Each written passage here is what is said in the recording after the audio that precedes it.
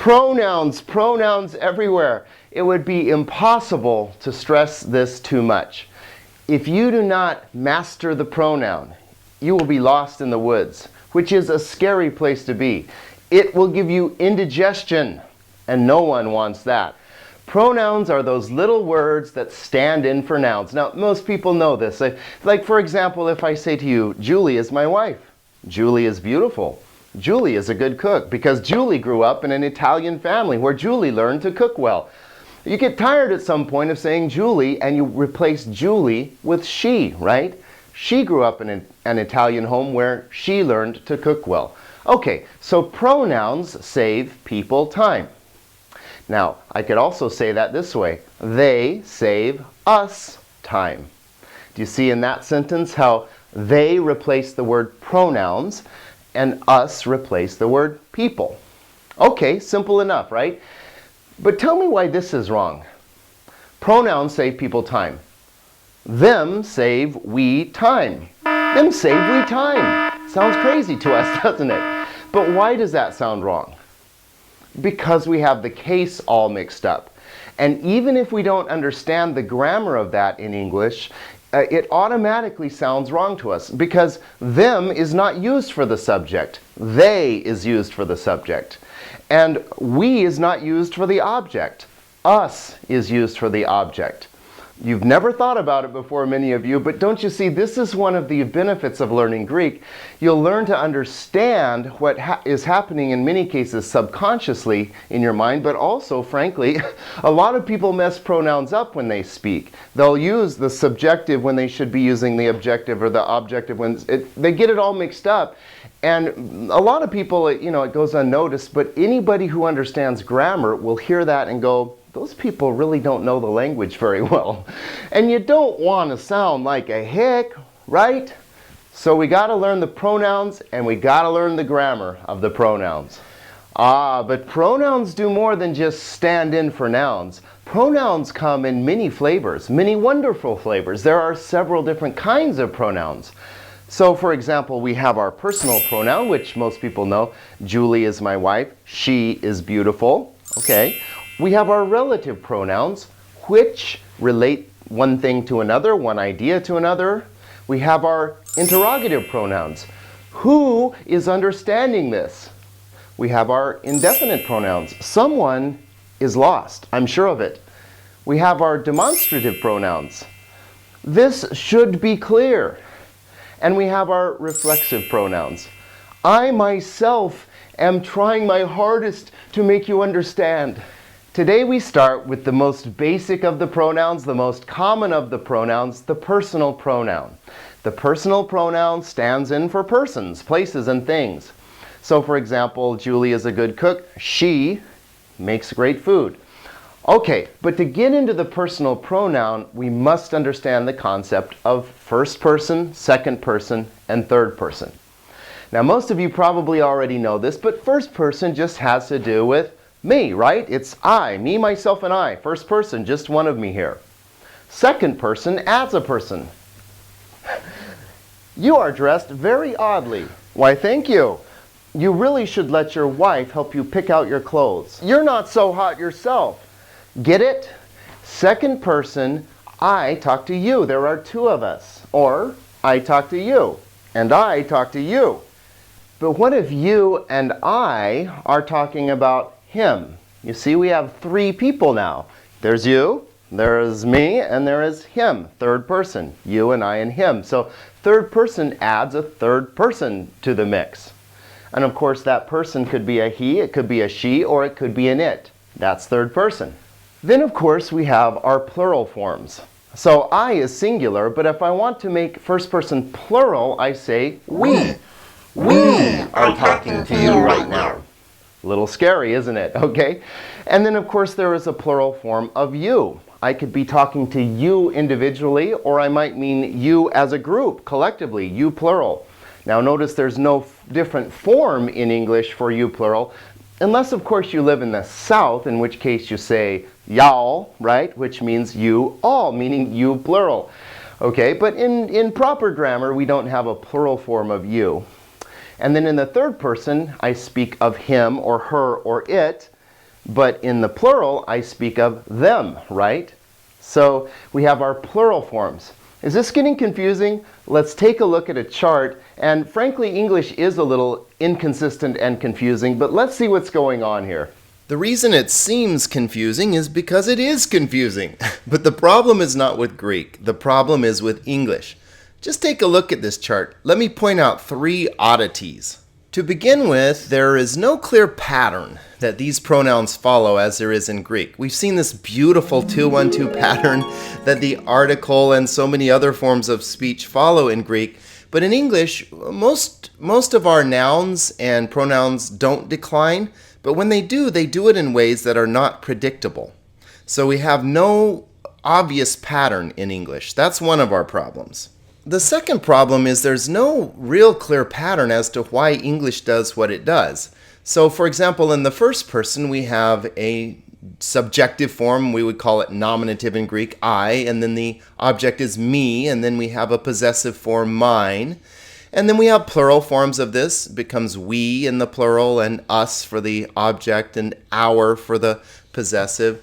In the dative, of course, we just use our keywords in English because there really is no dative form of the pronoun in English. Okay, well, that's the first person. But now look at the second person. There's no plural form, and the pronoun declines almost none. There's no accusative form, what we would call the objective form. There is a possessive form, your, but there's no singular and plural. They don't change between the singular and plural in English, unless, of course, you happen to be from the South, in which case for the plural you say y'all, right? But for most people, English second-person pronouns don't change. First persons do. And then when we get to the third, well, let's look at the third problem.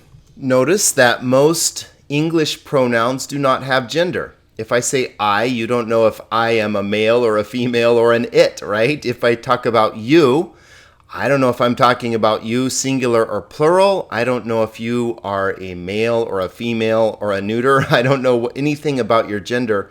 But for some odd reason, when we get to the third person singular, suddenly in English, we have gender. So we have 3 forms of the subject here, he, she, and it. And 3 forms of the possessive, his, hers, and its, and 3 forms of the object here, him, her, or it. And you can see it doesn't change. She becomes her, he becomes him. But now flip over to the plural and notice that we're back to no gender. Okay, so I'm griping. I'm griping not about Greek, but about English. And I'm trying to make the point to you that the problem with Greek is English, okay?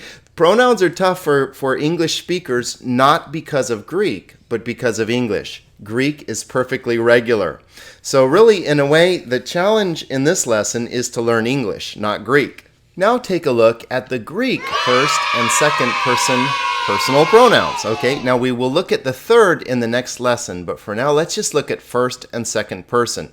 Remember, first is I and second is you, and all of the various forms. Okay, so let's look at the Greek here, and I want you to notice right off the bat, there's something missing. Remember, we're used to every Greek substantive having what 3 things? Case, number, and gender. What's missing? Well, we have our case, right? We have our number, but where's our gender? There is no gender, okay? And that's the first thing you need to know. First and second person pronouns in Greek do not have gender. Okay, so the bad thing is that they won't be as specific, but the good thing is that there are fewer forms. In fact, only 8 forms of the first person pronoun, only 8 forms of the second person, because we only have, well, 1 genderless form. Okay, so no gender. The second thing I want you to notice is that these follow a declension that's a little odd to us. These don't look quite as nice as, for example, the article or some other things that we've seen, adjectives that follow a nice 2-1-2 or 3-1-3.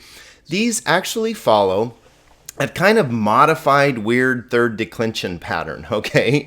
And obviously, it's sort of mangled together, okay? So after I've told you that English is so irregular and annoying, well, Greek is a little odd too when it comes to the pronouns, but not nearly so odd as English. So anyway, just look at these. Ego In fact, say them after me. I think that would be good practice. Ego, mu, moi, me.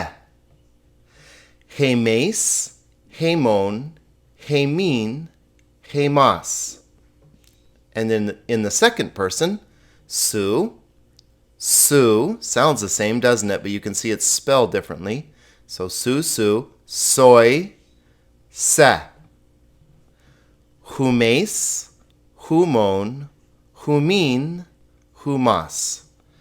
Okay, well, some of this looks familiar, right? That looks genitive, the omicron upsilon. The iota looks dative to us. Remember on the end there, sort of third declension-y, right? And it's sort of nice to me that me, it looks like me. So that's sort of like the English form of the objective or accusative case. This is a third declension. We've seen this in some odd third declensions. This is regular, the omega noon for our genitive plurals, so that doesn't throw us. Humin is a little strange there for the dative plural. And we've seen this os ending in the third declension as normal. So it's not completely unrecognizable. I mean, there are lots of similarities with the noun endings we have seen. But there are some oddities, and I think it's just best to just memorize these. These are so important because you will see them everywhere. You just absolutely have to recognize these. Now look at another nice similarity here between the first and second person pronouns. Can you see that if you memorize one, you almost have the other one, except for some very slight changes? Obviously, the nominative singular is a little weird, and we're used to that, right? But ego in the first person and su second person. Okay, so those are kind of different, but from there on down, look that the difference between the first and second person is just one letter. So mu means like mine, and su means like yours, okay? And moi means to me, and soy means to you. So the only difference in the singular is just mu becomes sigma. Mu su, moi soy, me se, okay? And then in the plural, it's super easy because we just have either an eta or an upsilon. Hemes, hemon, hemin, hemas, or humes, humon, humin, humas. I like the upsilon because you sort of seems like you, so that's easy to remember. Humes means y'all, right? You plural, or humas in English would be y'all as well. Humon, your. So the difference between first and second person is very slight. Just need to learn to recognize the little changes. And then one last thing to say about these fellows here is these little small versions, which I'm sure you were wondering, what are those? These are emphatic forms. So if I say mu, it just means my. If I say mu, it means my, okay? Emphatic, or moi is stronger than moi.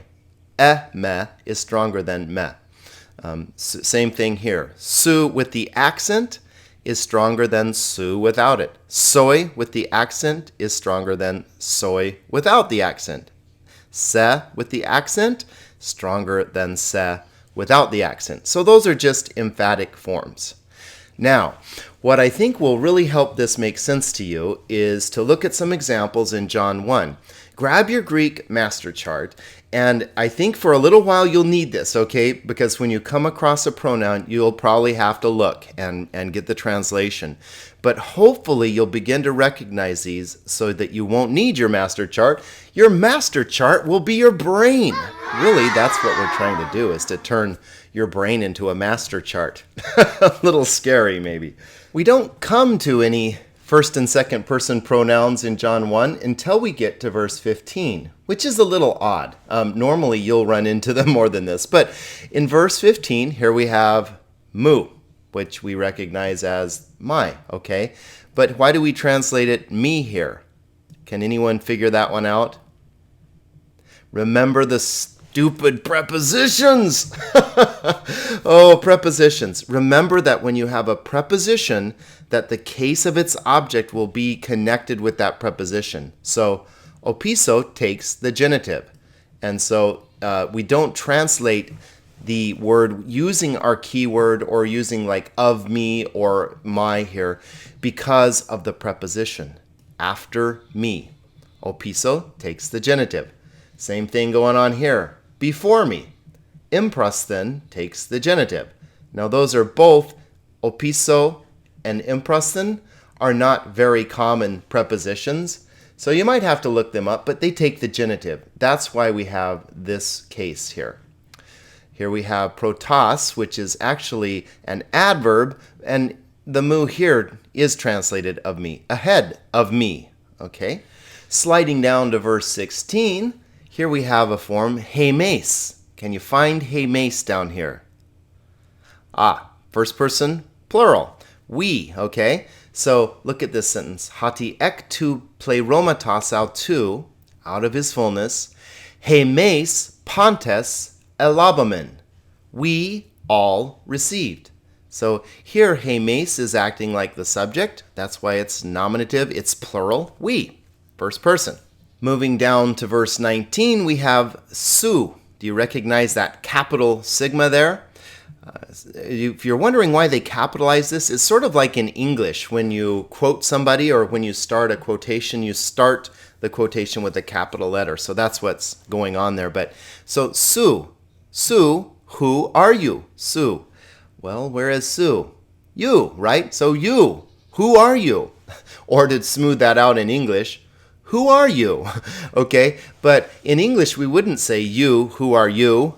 It's emphatic here. Actually, the Greek is bringing the you to the front. Who are you? Who do you think you are? Almost that implication with this nuance. See how cool it is that just by moving words around, Greek is able to convey more than English can. Su, tis a. You, who are you? Okay, and then here we have a form here that should be, like nice and common for us. Ego, right?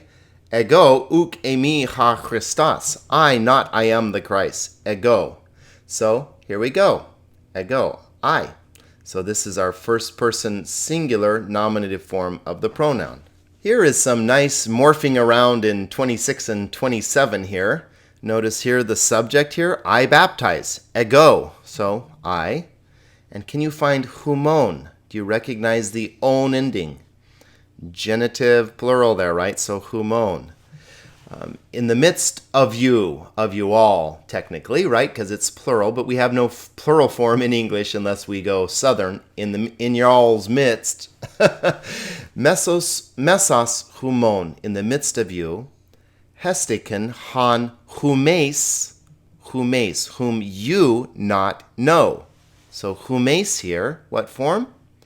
We have our nominative plural. You all don't know.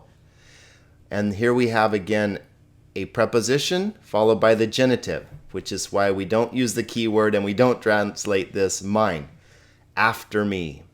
After me, the one after me coming. Verse 33 has some really nice examples here because we see three forms of the first person singular pronoun here. So here we have one that's sort of hidden. Remember, we saw that this word is actually kai and ego. It's not typing in Greek for me here, but you get the idea, right? Okay. But these are put together, kago. It's kai ego. But here we have ego.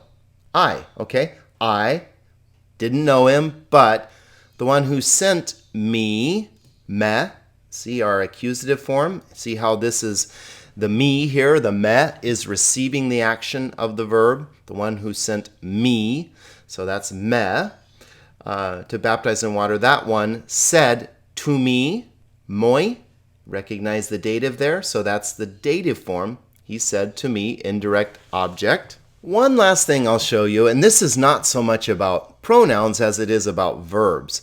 But you might be a little confused here where it says, I told you, because you would expect the you here to be not in the dative case, I told to you. You would expect it to be accusative. I told you, right? You receiving the action of the telling. And in fact, when you go down here, I saw you, that's exactly what you have. Accusative case, that's what you would expect, receiving the action of the verb. So why is this in the dative? Well, here's the answer. Certain verbs, and this is one of them, to say, receive, or they take their object in the dative case. And there are certain verbs that will sort of like always want the dative, and this happens to be one of them. So the reason this is dative is nothing weird about pronouns. It's something weird about verbs. So we'll have a chance to look at that more later. Just one more example of that. You would expect this to say, Akaluthe me, follow me, because me kind of goes with, right, me. So that's what we would expect. But akalutheo, this verb, is another one that takes its object in the dative. So I'm just pointing this out in case you're a little puzzled by why that's dative. The implication, I think, in Greek is follow after me, follow behind me. It's more of a dative idea. But in any case, there are certain verbs that take their object in the dative. So, okay, that's what's going on there. Do you get it? Do you get it? I get it. Do you? I get it. I get it. We all get it. And if you don't get it yet, don't worry, because we have several lessons to conquer the pronoun. It's such an important part of speech. Go on and do the reading and the grammar, do the exercises, and don't despair. We will conquer this important piece of grammar.